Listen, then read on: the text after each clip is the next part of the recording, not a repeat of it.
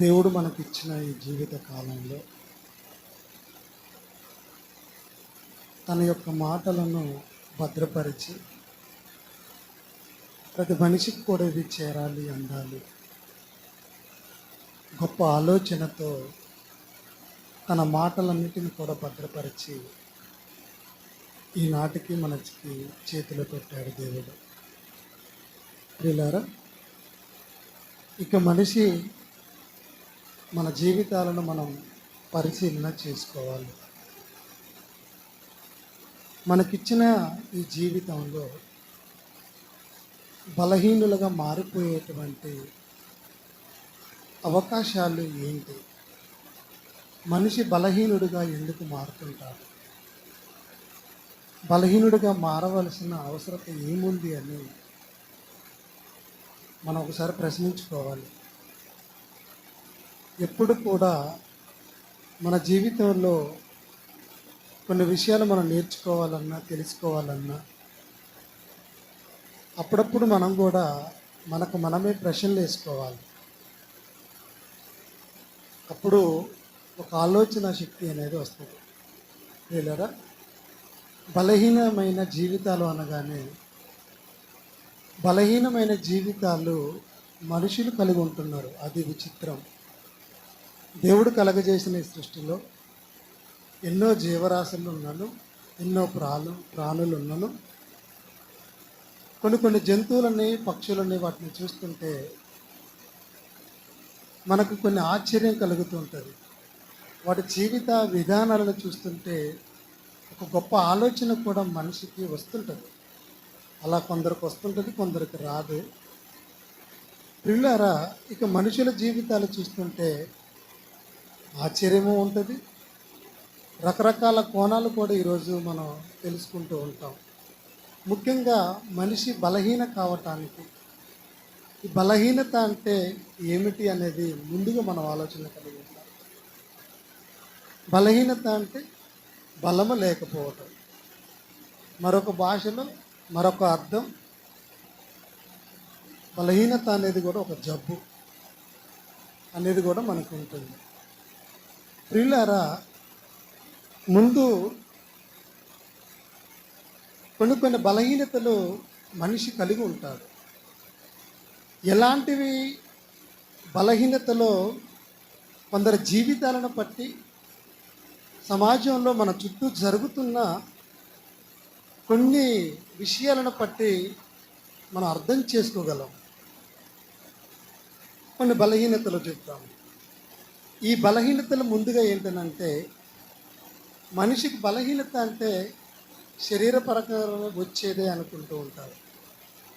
శరీరానికి బలహీనత రాకముందు మన ఆలోచనలకు కూడా బలహీనత పడతారు. ముందుగా కొన్ని విషయాలు మనం చూద్దాం. ఏంటి బలహీనత అన్నప్పుడు కొన్ని సందర్భాలు చూస్తుంటే కొన్ని వార్తలు మనం వింటూ ఉంటాము, చూస్తూ ఉంటాము. ఈరోజు లేటెస్ట్ ప్రకారంగా ప్రతి వారి చేతిలో మొబైల్ ఉంటుంది. ప్రతి క్షణం వార్తలు వస్తూనే ఉంటున్నాయి.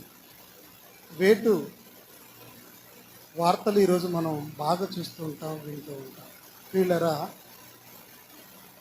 ఒక బలహీనత ఎలా ఉంటుందో మీకు కొన్ని ఉదాహరణలు చెప్తాను. ఈ బలహీనత దేనికి సంబంధించింది అన్నది మీరు ఆలోచించాలి.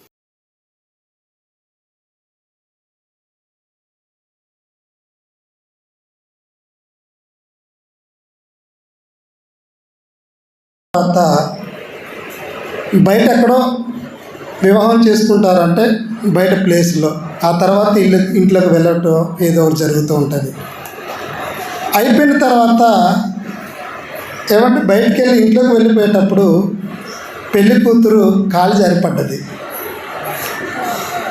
వెంటనే తన భర్త తాళి కట్టిన వాడు ఎమ్మటే అన్నాడు, ఏ స్టూపిడ్ అన్నాడు. చదువుకున్న వాళ్ళు కదా, చదువుకున్న వాళ్ళు కనుక వెంటనే స్టూపిడ్ అన్నాడు. వెంటనే ఆ వివాహం చేసుకున్నటువంటి, అంటే ఆ పెళ్లి కూతురు ఇతని స్పాట్లో తీసుకున్న నిర్ణయం ఒకటి ఉంది. ఏంటనంటే విడాకులు. ఏంటి విడాకులండి. ఆ రోజు నుంచి ఇక అయిపోయింది, తాళి కట్టాడు, అయిపోయింది. ఈ మాట అన్నాడు, ఒప్పుకోలేదు. ఇంటికి వెళ్ళేసి వెంటనే అప్లై చేసేసింది విడాకులకి. ఇదంతా కూడా మీకు ఎందుకు చెప్పానంటే కొద్దిగా మీరు ఆలోచించండి. అంటే ఒక మాట అన్నందుకు ఏమైపోయింది, బాధపడిపోయింది. అంటే ఇంత చిన్నదానికి కూడా బలహీనపడేటువంటి మనసు ఉంటుందా అనేది మన ఆలోచన కలగాలి. ఇది ఒక రకమైన బలహీనత. ఇంకొక బలహీనత ఎలా ఉంటుందో తెలుసానంటే భర్త. ఇవన్నీ మన కుటుంబాల మధ్య, మనుషుల మధ్య జరిగేది.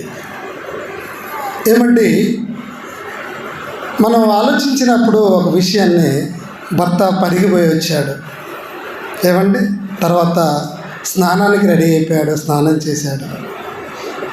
భార్య తనకు టవల్ ఇవ్వటం లేట్ అయిందట. తనకు టవల్ ఇవ్వటం ఇంత లేట్ చేస్తావా అని తనకు కూడా అప్లై చేసుకున్నాడు. దేనికి? విడాకులకి. చూసారా? దీనికి కూడా అంటే ఇవన్నీ ఆలోచనలో ఉండే బలహీనతలు అని చెప్పటానికి ఇవి చెప్తున్నాను. ఇవి పెద్దవాళ్ళల్లో జరిగేది. ఇంకా చాలా ఉన్నాయి. మరొకడైతే టీ ఇవ్వటం లేట్ అయిందట. వెంటనే ఏం చేశాడో తెలుసా? దేనికి అప్లై చేశాడు? విడాకులకు కాదు, తనకు వచ్చిన కోపంతో పోయి కొడితే గోడకు తగిలి చచ్చిపోయింది. ఇదంతా చెప్పేది మనం చూస్తున్నటువంటి మీడియాలో వచ్చింది, వార్తలు ఇవన్నీ కూడా. అంటే కనీసం టీ కూడా లేట్ అయిపోతే తట్టుకోలేని మనస్తత్వాలు కలిగిన వారు కూడా సమాజంలో ఉన్నారు. ఇదేమంటారో చెప్పరా? బలహీనత. ఏ విషయంలో బలహీనత? ఆలోచనలో బలహీనతలు అంటారు ఇవి. కనుక మన ఆలోచనల్లో కూడా బలహీనతగా మారితే ఎలాంటి ప్రమాదం వస్తుందో అన్నది మనకు తెలియాలి. పెద్దవాళ్ళలో ఉంటుంది. ఈరోజు ఇంకా మనం ఆలోచిస్తుందండి పిల్లలండి, చిన్నపిల్లలు ఉన్నారు. ఏమంటే చిన్నపిల్లగాళ్ళని కూడా మనం ఆలోచిస్తుందండి. ఒక మాట అనేటట్టుగా లేదంటే ఇంట్లో పిల్లలకి తల్లిదండ్రులు అంటే పడేటట్టుగా పిల్లలు లేరు. కాస్త చదువుకుంటే బాగుపడతారేమోనని మనం ఈ లోక సంబంధమైన విద్యలో బడికి వెళ్ళండి అని చెప్పినప్పుడు అక్కడ ఉపాధ్యాయులు కూడా మందలిస్తే కూడా ఈరోజు పిల్లలు చాలా ఇదిగా మారిపోతున్నారు. ఒక టీచర్ అనండి, ఒక కాలేజీలో ఒక పిల్లవాడు సరిగ్గా చదవట్లేదు, ఏంట్రా ఇలా చదువుతున్నా తక్కువ మార్కులు వచ్చినవి అని అన్నాడు. అంతే, తెల్లారి వెంటనే వెళ్ళాడు. నన్ను ఇలా అంటాడా అందరి ముందు అని కత్తి తీసుకుని పొడిచి చంపాడు. ఒక లెక్చరర్ని చూడండి. అంటే ఇది కూడా ఏంటి చెప్పండి, తట్టుకోలేకపోతున్నారు. అంటే ఒక నిజము అనేది భవిష్యత్తులో నీ జీవితం సక్రమంగా ఉండటానికి, నువ్వు ఎదగాలి అని నీకు చేస్తున్న ఆ హితోపదేశము, ఆ మాట కూడా విని తట్టుకోలేని మనస్తత్వాలు కలిగిన వారు కూడా ఈరోజు మనం చూస్తూ ఉన్నాం. నా ఉపాధ్యాయుడే కదా, నన్ను అన్నాడు కదా, నన్ను గద్దించాడు కదా అన్న ఆలోచన పిల్లవాడికి వచ్చిందండి. నన్ను అంటాడా అన్న ఆలోచనతో ఏమండి చంపటానికి కూడా సిద్ధపడుతున్నానంటే ఇదేంటి చెప్పండి? మనుషులలో ఉండే ఆలోచన బలహీనము. ఆ బలహీనమే ఎంత ప్రమాదంగా మారిపోతుందో ఆలోచించండి. నిజంగా మీరు ఆలోచిస్తున్నారా? మీకు తెలుస్తున్నాయి ఇవన్నీ? లోకంలో, సమాజంలో, మన చుట్టూ ఏం జరుగుతుందో కూడా తెలియాలి. మనకేమో బైబిల్ ఉంది, వాక్యం ఉంది, మనకేం పర్వాలేదులేని మనం అనుకుంటున్నాం. కానీ దేవుడు నిన్ను ఈ లోకానికి పంపించడంలో ఉన్న ఉద్దేశం, దాని అర్థం మర్చిపోయి మనం బ్రతుకుతుంటున్నప్పుడు ఈ సమాజంలో ఏం జరుగుతుందో మనం పట్టించుకోం. మన చుట్టూ ఉన్న సమాజంలో ఇలాంటి చెడు కార్యక్రమాలు, ఇలాంటివి భయంకరమైన పరిస్థితులు మనకు జరుగుతుంటున్నప్పుడు వాటిని గురించి ఆలోచించి వీటిని మార్చడానికి మన వంతు ప్రయత్నంగా మనం ఏమి చేయాలన్నది కూడా మనం ఆలోచించుకోవాలండి. క్రైస్తవులైనంత మాత్రాన మనకు మనమే వాక్యం చెప్పుకోవటమా? మనకు తెలిసిన చోటనే చెప్పుకోవటమా? మన చుట్టూ ఉన్న సమాజానికి చెప్పాలి. అలా చెప్పినప్పుడు కనీసం 10 మందిలో ఒక్కడైనా వినకపోతాడా? ఆలోచించకపోతాడా? తన జీవితాన్ని మార్చుకోలేకపోతాడా? ఆలోచించండి. పిల్లలు ఈరోజు మనం బాగున్నాం అనుకుంటున్నాం, కానీ మన పిల్లలు బాగున్నారా? మన పిల్లల ఆలోచనలు ఎలా ఉంటున్నాయి చెప్పండి. మన పిల్లల ఆలోచనలు చాలా బలహీనపడిపోతున్నాయి. ఒక మాట అంటే ఎదురు తిరిగేలాగా ఉంటున్నారు. తల్లి అయినా తండ్రి అయినా చూడకుండా చంపటానికి సిద్ధపడుతున్నారనండి. నిజంగా చెప్తున్నా, ఎన్ని జరిగినాయంటే ఆ వార్తలు వింటున్నప్పుడు మనసు కొద్దిగా కలత చెందుతూ ఉంటుంది. ఏంటి, ఒక కన్న తల్లి కొన్ని వేల రూపాయలు పెట్టి చదివించిన తర్వాత ఏంట్రా నువ్వు ఇలా తిరుగుతున్నావు, పాస్ కూడా కావా అన్నందుకు ఏమండి వెంటనే ఆలోచించుకొని మమ్మ నన్ను అంటదా అని తల్లిని చంపాడండి. తమ్ముడు ఉన్నాడు తోడుగా, నాకంటే ఎక్కువగా మా తమ్ముడిని ప్రేమిస్తుంది అని తల్లిని చంపిన క్షణంలోనే తమ్ముడిని కూడా చంపేశాడు. చూసారు ఎలా మారిపోయాడు? ఎంత బలహీనత అంటే, ఒక తల్లి మాట అన్నా ఒక తండ్రి మాట అన్నా పడలేని మనస్తత్వాలతో ఈరోజు పిల్లలు ఎదుగుతున్నారంటే ఆశ్చర్యం కలగట్లేదా? ఇది సమాజంలో జరుగుతుంటున్నప్పుడు, సమాజంలో ఉన్న ఒక కుటుంబముగా మన కుటుంబం ఉన్నప్పుడు, మన కుటుంబంలో మనకన్నా గర్భాన పుట్టిన పిల్లలు కూడా మన మాట వినలేని బలహీనతతో ఈరోజు పిల్లలు ఎదుగుతున్నారనంటే భవిష్యత్తు ఎలా మారిపోతుందో ఒకసారి ఆలోచించండి. ఎంత భయంకరంగా మారిపోతుందో తెలుసా? ఈరోజు ఆ ఆలోచనలే ఆటం బాంబు లాంటిదంటే ప్రమాదకరం. ఆటం బాంబు చిన్నదే కదా, కనిపెడదామని కనిపెట్టాడు, కానీ దాని ప్రతాపం చూపిస్తే ఈరోజు ఎంత పరిణామాలు, ఎంత భయంకరమైనటువంటి పరిణామం ఎదుర్కొంటున్నాం చూడండి. చిన్న ఆలోచన వచ్చిందనండి, చిన్న బాంబే కదా అనుకున్నాడు, తన చుట్టూ ఉన్నదే పరిధిలోనే పేలుతుంటే నష్టాన్ని కలుగుతూ ఉంటుంది అనుకున్నాడు. కానీ అది ఈరోజు ప్రపంచాన్ని కానీ ఒక దేశాన్ని కానీ నాశనం చేసేంత ప్రమాదకరమైన స్థితిలో ఉన్నది ఆ బాంబు. చూడటానికి అది మన పిరికిడంతే ఉంటుంది, కానీ పిరికిడంతా వచ్చినటువంటి ఆ ఆయుధంలో దాని వెనకాల చిన్న ఆలోచనే. ఆ చిన్న ఆలోచన ఏమైతే పెద్ద ప్రమాదంగా మారిపోయింది. కనుక ఈ బలహీనత అనేది మన మనసుకు రాకముందే మనం కట్టేసుకోవాలి. చెరువుకో ఏరుకో చిన్న గండి పడ్డప్పుడు దాని గనుక మనం చూస్తూ అలాగే ఉన్నామనుకోండి, ఏమైపోతుంటే అది చిన్న రంధ్రంగా చిన్న దార కాస్త పెద్దదైపోయి చివరికి కట్టే తెగిపోతూ ఉంటుంది. ఎంత ప్రమాదం మనం చూస్తుంటాం చెప్పండి. అలాంటిది ఈరోజు మనము ముందుగా మన ఆలోచనలు బలహీనత కాకుండా చూసుకోవాలి. అలాంటి ఆలోచనలు ఈరోజు దేవుడు మనకు తెలియజేస్తున్నాడండి. భక్తుల జీవితాలు మనం ఆలోచిస్తే మనకు అర్థమవుతాయి. భక్తుల జీవితాలు ఒకనాడు ఆదాములు కూడా చిన్న బలహీనతేనంటే ఆలోచన లేకపోవటం వలన పాపం వలన మరణం వస్తుందన్న సంగతి చెప్పినా మర్చిపోయారంటే వాళ్ళ ఆలోచన చూడండి ఎంత బలహీనతగా ఉందో. దేవుడు చెప్పిన మాట కంటే దెయ్యం చెప్పిన మాట మీద నమ్మకం పెట్టుకున్న ఆలోచనతో ఉన్నారు. వాళ్ళ ఆలోచన బలహీనత కాదంటారా చెప్పండి? ఒకనాడు ఆదాములు చేసిన అనాలోచితమైన ఆ పొరపాటు వలన బలహీనత పడిపోవటం వలన ఈరోజు సమాజం ఏమైపోయింది చెప్పండి? అవునా కాదు చెప్పండి? ఆ రోజు వాళ్ళ బలహీనతది అంటే ఆలోచనే బలహీనతలు. నీ ఆలోచనలు బలహీనతగా మారిపోతే నువ్వు మనిషిగా బ్రతకలేవు. ఒక క్రూరుడిగా, ఒక ఉగ్రవాదిగా, ఒక టెర్రరిస్ట్గా మారిపోయే అవకాశం ఉంది. ఎంతోమంది నాయకులను ఆ రోజు సమాజం మధ్య మేలు చేస్తున్న వారిని చంపాలన్న ఆలోచనలు ఒకనాడు వచ్చినటువంటి వాళ్ళు ఎందరో ఉన్నారు టెర్రరిస్టులు. అలాంటి చనిపోయినటువంటి ఒకనాడు రాజీవ్ గాంధీ ఎదుటి వారికి ఎల్టీటీ ప్రభాకర్ అని పిల్లే చిన్న ఆలోచన వచ్చింది, చిన్న పాపను ఉపయోగించుకున్నాడు, చంపేశాడు. అందుకే ముందుగా చెప్తున్నాను, ముందుగా మనకు వచ్చే ఆలోచనలు ఏవైతే ఉన్నాయో అవి వాక్యానుసారంగా ఈరోజు మన వాక్యాల్లో ఉన్నాం కనుక మనం నేర్చుకుంటున్నాం. అదే వాక్యం లేనివాడు అవన్నీ చేస్తున్నారంటే ఎంత ఇదిగా మారిపోతుంది చూడండి. ముందుగా మనము మందు వేయవలసింది ఎక్కడో తెలుసా? మన ఆలోచనలకి. మనం ఆలోచించే విధానానికి మనం మందులు వేయాలి. ఎక్కడ దొరుకుతాయండి మందులు? తోట వేసినప్పుడు, పత్తి వేసినప్పుడైతే వైరస్ వచ్చిందనో, పురుగు మందు పట్టిందనో, ముడత మందు వచ్చిందనో ఏదో రకరకాలే కొడుతుంటారు కదా. ఫెర్టిలైజర్ షాప్లో దొరుకుతాయి కొన్ని మందులు. అది వాడుతూ ఉంటే ఆ పొలం కానీ, చేను కానీ, తోట కానీ అది బాగుపడుతుంది. అలాంటిది సమాజంలో మనుషులమైన మనందరం దేవుని పిల్లలమే కదా. కేవలం వాక్యంలో రక్షణలోకి వచ్చిన వాళ్ళమే దేవుని పిల్లలమా? కాదే. భూమి మీద ఉన్న వాళ్ళందరూ కూడా దేవుని పిల్లలే కదా. ఇందులో చాలామంది తన ఆలోచనలో లేకపోవడం వలన, ఆ బలహీనత కావటం వలన, ఆ బలహీనతలో కూడా ఏమైపోతుందో తెలుసా?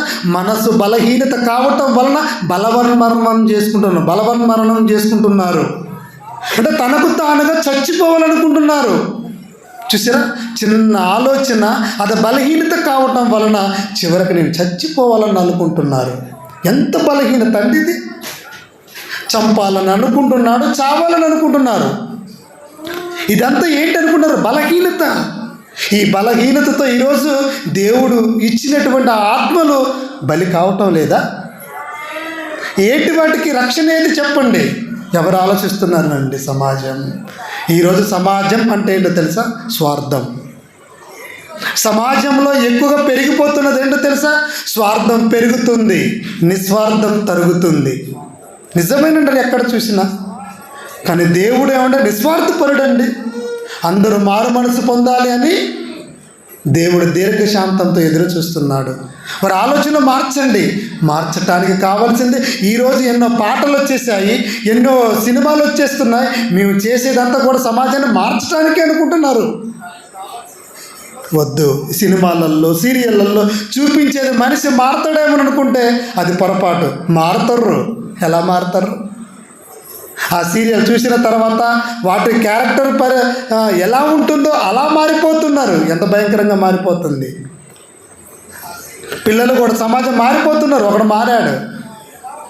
మారాడు. బిజినెస్ ఏదో సినిమా ఉందట, బిజినెస్ మ్యాన్ సినిమా మార్చడానికి ఆయన చూశాడు, మారాడు. 7th క్లాస్ అబ్బాయి బయ్యారం గ్రామంలో. ఏం చేశాడు? ఏం మారనంటే ఏం లేదు చేశాడు. ఏటీఎం ఉందట, ఏటీఎం సెంటర్ ఉందట వాళ్ళ దగ్గర, వాళ్ళ ఊరిలో. ఆ ఏటీఎం కార్డులో ఏమంటే డబ్బులు ఉంటాయి కదా, పగలు కొట్టుకొని తీసుకొని రావడానికి పోయాడట దొంగతనానికి. వెళ్ళిపోయాడు. మొత్తానికి ఏదో చేస్తున్నాడు, అది రాలేదు. ఈలోపు చూశారు, దొరికాడు. చూసారా? ఎందుకు నువ్వు ఇలా చేసినావు అంటే వాడు చెప్తున్నాడు. అబ్బాయి సినిమాలో ఉన్నది కదా, ట్రై చేసి చూస్తే ఎలా ఉంటుందో చేసి చూశానండి, నేను నిజంగా దొంగతనానికి రాలేదన్నాడట. నమ్ముతారా? ఏదో అంటారు కదా, తాడి చెట్టు ఎందుకు నేను పాలే తాగుతున్నానంటే సమాజం ఏమనుకుంటే సహజంగా మనం ఆలోచించండి. నిజంగా నువ్వు పాలు తాగినా ఆ సమయానికి ఏమంటే ఖచ్చితంగా సంథింగ్ ఇది తేడా అనేది మాత్రం వస్తుందనండి. ఈరోజు ఆ పిల్లవాడు కూడా ఆ మాట చెప్పగానే దీనికి కారణం ఏంటంటే నాకు సినిమా మార్గదర్శనం అండి, ఆదర్శం అండి అన్నాడు. చూసారా? అంటే సినిమాలు మారుస్తాయి. ఎలా? అలా. కనుక సమాజాన్ని మార్చాలనంటే సినిమాలు అవి కాదనండి. ఒకే ఒకటి ఉంది, దేవుని మాట, క్రీస్తు మాట. ఆ క్రీస్తు మాట ప్రతి హృదయాన్ని తాకితే ఖచ్చితంగా మారుతుందనండి. అలాంటి ప్రయత్నం చేయాలి. అలాంటి ప్రయత్నం చేయటానికేనండి కార్యక్రమాలన్నీ కూడా. దేవుని మాటలు ప్రతి మనిషి హృదయంలోకి వెళ్ళిపోవాలి, ప్రతి గ్రామానికి వెళ్ళిపోవాలి. కనీసం ఒకరైనా మారితే ఆ చుట్టూ ఉన్న సమాజాన్ని మారుస్తారేమో నా ఆలోచనతోనండి. ప్రియమైన దేవుని వరాలు ఒక్కసారి ఆలోచించండి. ముందుగా మన ఆలోచనలు దేవునికి దగ్గరగా ఉంటున్నాయా? దేవునికి దగ్గరగా ఉండడం అంటే ఎంత తెలుసా? మన ఆత్మీయ జీవితానికి దగ్గరగా ఉన్నదని అర్థం. ఎందుకంటే దేవుడు ఆత్మ కనుక ఆయన ఆరాధించేవారు ఆత్మతో సత్యంతో ఆరాధించుకోవాలన్నాడు కదా. అంటే మనం అందరము కూడా ఏ జీవితాన్ని గడపాలి? భూమి మీద ఆత్మీయ జీవితాన్ని గడపాలి. నీ ఆత్మ బలహీనత కాకముందే, నీ ఆలోచనలోకి అది రాకముందే దేవుని వాక్యం నీ ఆలోచనలో తడితే ఖచ్చితంగా నువ్వు మారగలుగుతావు. కనుక ముందు ఆలోచన చేయండి. మన ఆలోచనలో మార్చుకుందాం. మన ఆలోచనలు బలహీన కాకూడదు, చాలా భయంకరంగా మారిపోతుంటుంది. ఇది ఆలోచన వల్ల వచ్చేటువంటి ప్రమాదాలు. ఇంక కొన్ని బలహీనతలు చూస్తే శరీర బలహీనతలు ఉంటాయి. శరీర బలహీనతలు కూడా మనకు కొన్ని చూస్తూ ఉంటాం. ఏంటా బలహీనతలు మీరు చెప్పండి కొన్ని? కండరాల బలహీనత, అవునా కాదనండి? ఇంకా నరాల బలహీనత. ఇవన్నీ ఏంటి? బలహీనతలే. మానసిక బలహీనత ఉంటుంది, ఏమంటే నరాల బలహీనత ఉంటుంది. ఇవన్నీ శరీరానికి సంబంధించినవి. మరి ఈ శరీరంలో ఈ బలహీనత ఏర్పడటానికి కారణం ఏమిటి? రక్తహీనత ఉంటుంది, అవునా అండి? నరాల బలహీనత వస్తుంది, కండరాల బలహీనత వచ్చేస్తుంది. ఇవి మనకు రావటానికి కారణం ఏమంటుకుంటున్నారు? ఏం లేదనండి. దేనికి వస్తుందండి? సరిగ్గా తినకపోవటం వలన, సరి అయిన ఆహారము తీసుకోకపోవటం వలన పోషకాలు అనేది మన శరీరంలో ఉన్న అవయవాలకు అవి సరిగా పోషణ అందకపోవటం వలన విటమిన్స్ అంటారు, పోషకాలు అంటారు, ఇవన్నీ మన శరీరాన్ని అవయవాలకు అందకపోవటం వలన ఇవి మనకు శరీరంలో రకరకాల బలహీనతలు వస్తాయి, రకరకాల జబ్బులు వచ్చేస్తుంటాయి. ఇవన్నీ ఏంటంటే మన బాడీ శరీరానికి సంబంధించింది. అప్పుడు డాక్టర్ గారి దగ్గర పోతే, అమ్మ నీకు విటమిన్స్ తప్పలాంది, డి తక్కువైంది, ఎండలో బాగా ఉండు అని అంటారు. బలం నీకు ఏ విటమిన్ తక్కువైపోయింది, బాగా నువ్వు ఆకుకూరలు తిను, ఇవన్నీ అంటున్నారంటే దాని అర్థం ఏంటి? అంటే మన శరీరంలో పుష్కలంగా రక్తం అనేది ఉంటే మనకి ఎలాంటి జబ్బులు అనేది ఎక్కువగా రావు. మన శరీరంగా మనం బలహీనపడం. ఇదొక శరీర బలహీనత అంటే ఏం చేస్తుందంటే నీరసం అనేది వస్తుంటుంది. ఈరోజు నాకు నీరసంగా ఉందండి, అందుకే నేను ప్రార్థనకు రాలేదండి అంట. ఈరోజు నాకు చాలా నీరసంగా ఉన్న, మా ఊళ్ళు చనిపోతే పోయొచ్చాను అండి అంట. ఈరోజు నాకు బాగా నీరసంగా ఉండటం వల్ల, తలనొప్పి నీరసం ఉండటం వలన ఈరోజు నేను మందిరానికి సెమినార్కి రాలేదండి అంట. ఈరోజు బాగా నీరసం అయిపోయినా మా ఊర్లో ఫంక్షన్ అంటే పోయొచ్చానండి అంట. అవునా? ఇలాంటి రకరకాలే ఉంటూ ఉంటాం మనం. పిల్లలు ఒకసారి ఆలోచించండి, శరీర బలహీనతలు ఇవన్నీ. అంటే శరీర బలహీనతలు ఏర్పడటానికి నువ్వు సరైనటువంటి చక్కని పోషక ఆహారాన్ని తీసుకోకపోవటం వలన, ఇలాంటి ఆహారం తీసుకోకపోతే మన ఆరోగ్యం పాడైపోతుంది, మన అవయవాలు సరిగ్గా పనిచేయవు. అలా చివరికి అవసరమైతే చనిపోతూ ఉంటారు కూడా. ఏమంటే మనిషి చనిపోవటానికి కూడా అవకాశం ఉందా లేదా చెప్పండి? మన ఆరోగ్యం ఎవరి చేతిలో ఉంది? డాక్టర్ చేతిలో లేదు, మన చేతిలోనే ఉంది. మనం ఏమనుకుంటే డాక్టర్ గారి దగ్గర పోయి వస్తాం. డాక్టర్ తర్వాత ముందు దేవుడు మనకిచ్చాడు కదా. శరీర బలహీనతలు ఇవి మనం ఆలోచన చేయాలి. ఇక మిగతాది లాస్ట్కి ఏంటో తెలుసానంటే, ఇవన్నీ మనం పోషకాలు సరి అయిన చక్కని మంచి శుభ్రమైన వాతావరణంలో ఉంటూ చక్కని పుష్కలమైన ఆహారాన్ని మనం చక్కగా తింటూ ఉంటే అప్పుడు మనం శారీరకంగా బలంగా ఉంటాం. ఇక మూడవది మనం ఆలోచిస్తే ఆత్మీయ బలహీనత. మూడవది ఏంటంటే ఆత్మీయ బలహీనత. ఈ ఆత్మీయ బలహీనత అనేది మనకెందుకు వస్తుంది, ఎప్పుడు వస్తుంది? మనం అందరూ ఆత్మీయ బలహీనతలమేనా? ఇది ఎవరు చెప్పరు, అవునండి? మనందరము ఆత్మీయంగా బలవంతులమేనా? మనలో కూడా ఆత్మీయులం అయిపోయిన ఎక్కడో బలహీనత. ఏమంటే శారీరకంగా బలహీనత ఉంటే సరిగ్గా తినలేకపోవటం వలన. కానీ ఈరోజు విశ్వాసులంగా మారిన తర్వాత, మనందరం క్రైస్తవులం, క్రీస్తును ధరించుకున్న వాళ్ళం అయిపోయిన తర్వాత మనలో కూడా మనకు ఆత్మీయత అనేది లోపిస్తే అది కూడా బలహీనత లాంటిదే. అవునా కాదా చెప్పండి? ఈ ఆత్మీయతలో మనం లోపంగా ఉండకూడదు. మన ఆత్మీయ జీవితాన్ని మనం చక్కగా కాపాడు. మరి ఇక్కడ ఆత్మీయమైనటువంటి జీవితంలో బలవంతులం కావాలంటే మనం ఎలాంటి ఆహారం తీసుకోవాలి? బలమైన ఆహారం తీసుకోవాలి. ఏంటా బలమైన ఆహారం? బిర్యానీ. మరి ఏం తీసుకోవాలి? మిల్క్, పాల, బోర్న్‌విటానా, పాలల్లో బూస్టా, హార్లిక్సా? అంతకంటే విలువైనది దేవుని వాక్యం. ఆత్మీయతను బలహీనత పరచకుండా చేయటానికి నీ హృదయంలో ఏముండాలి? వాక్యం. అంటే మనలో వాక్యం ఉంటే మనం అంత బలవంతులు ఎవరు? ఎందుకంటే దేవుడు యెహోవా బలవంతుడు. దేవుడు బలవంతుడు అయినప్పుడు ఆ దేవుని నుంచి వచ్చిన మనము కూడా దేవుని పిల్లలమే కదా. అలాంటిది మనకెందుకు బలహీనత ఏర్పడుతుంది అంటే సరి అయినటువంటి ఆహారం తీసుకోవట్లేదు. ఏంటి ఆహారము? వాక్యం అనే ఆహారం తీసుకోవటం లేదు. వాక్యం అనే ఆహారం సరిగా మనం తీసుకోకపోవటం వలన మనము కూడా ఈరోజు ఆత్మీయంగా ఇదైపోతుంటాం. ఏంటి ఆత్మీయతల్లో కనబడేది? శరీర రోగాలలో, శరీర బలహీనతలో కనబడితే సరిగ్గా చేతులు పనిచేయ బలహీనత, నరాల బలహీనత అయితే, కళ్ళకు కూడా బలహీనత అవుతుంది, సైట్ చూడలేవు, కాళ్ళు, కండరాలు, ఇవి రకరకాలుగా మన శరీరంలో చూస్తాం. మరి ఆత్మీయత ఎలా కనపడుతుంటుందనండి? ఆత్మీయతలో మనము బలహీనంగా ఉన్నాము, ఇలా బలహీనంగా ఉంటే మన ఆత్మలు కూడా బలైపోతాయి అన్నది మనం ఎప్పుడు తెలుసుకుంటాం? మనం వాక్యంలో ఎదుగుతుంటున్నప్పుడు తెలుసుకుంటున్నాం. అవి ఎలా కనపడుతుంటాయి? సరి అయిన విశ్వాసం మనకు ఉండదు, ఇది బలహీనత. అంటే నా అపనమ్మకాలు. ఇక కొంతమందికి ప్రేమ అనేటువంటిది కూడా సరిగ్గా ఉండదు. అలాంటి ప్రేమ అనేటువంటిది లేకపోవటం కూడా ఏంటో తెలుసా? బలహీనతే. దేవుణ్ణి ప్రేమించటం, ఎదుటి వారిని తప్పులు ఒకవేళ చేతి క్షమించమనేటువంటి అది కూడా మనలో ఉండాలి.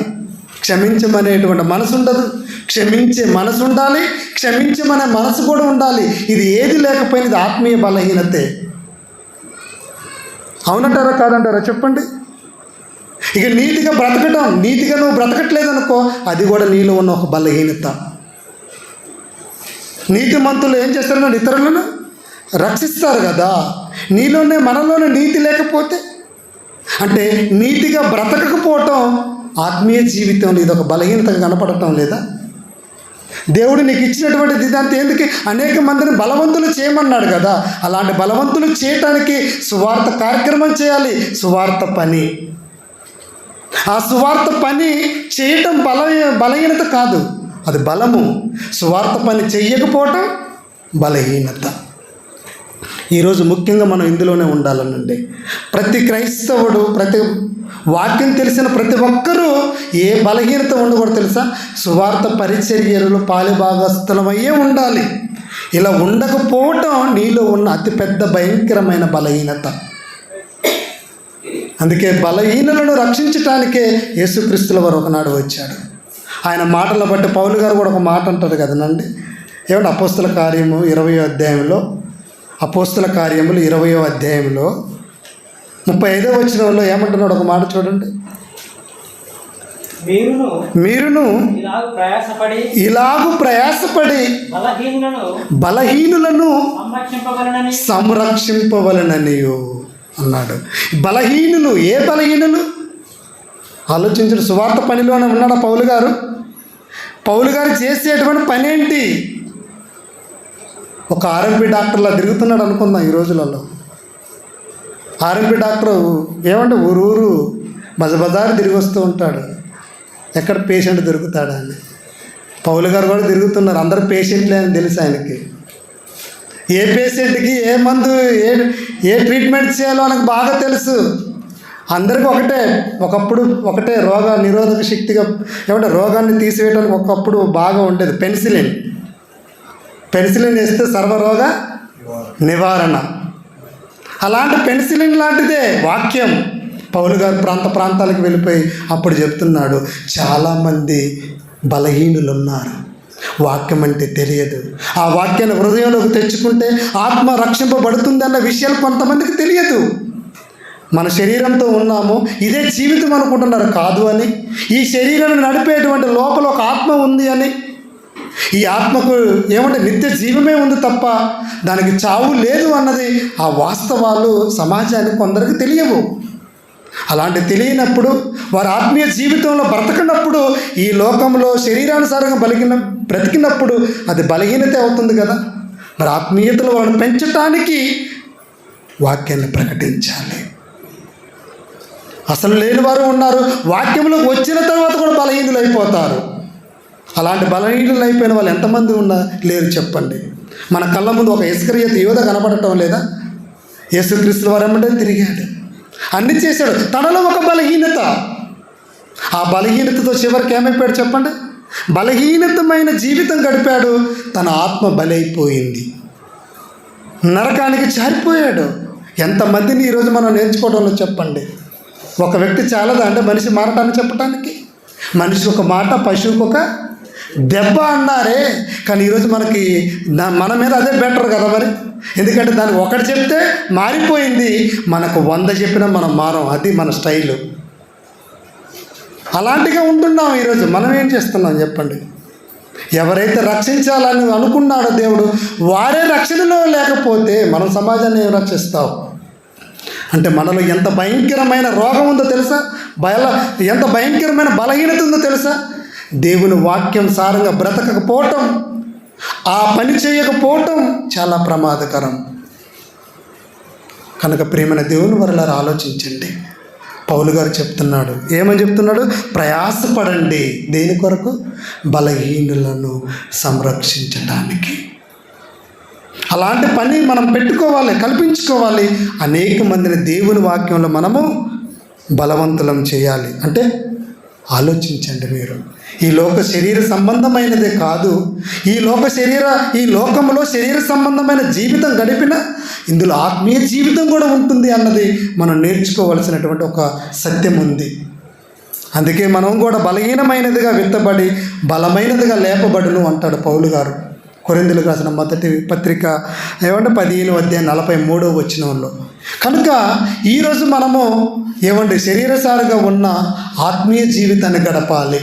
నీలో ఉన్నది ఆత్మ అని, దానికి రక్షణ వాక్యమే అని, క్రీస్తు రక్తంలో కడగబడాలి అని. అప్పుడు మాత్రమే నువ్వు బలవంతుడుగా మారిపోతావు. అంటే క్రీస్తు రక్షణలోకి వచ్చిన ప్రతి ఒక్కరు కూడా ఇక వారు బలవంతులే. వారు బలహీనులు అయిపోతున్నారంటే వాళ్ళ ఆత్మ కూడా బలైపోతుంది. ఆ విషయాన్ని మాత్రం మనం పదే జ్ఞాపకం చేసుకోవాలి.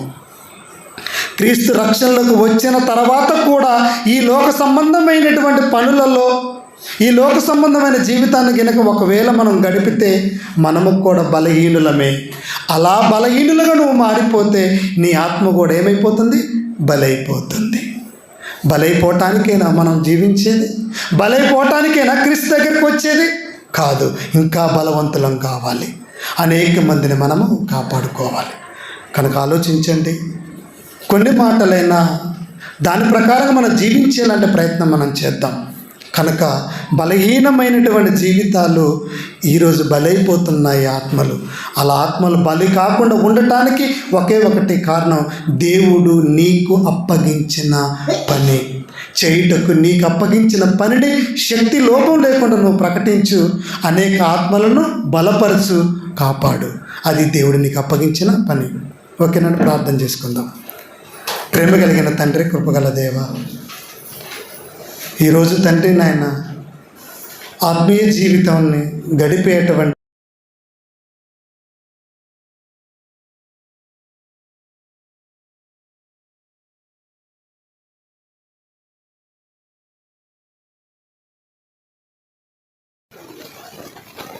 బలవంతులమైన మేము కూడా మన భక్తి జీవితంలో బలహీనమైపోతుంది.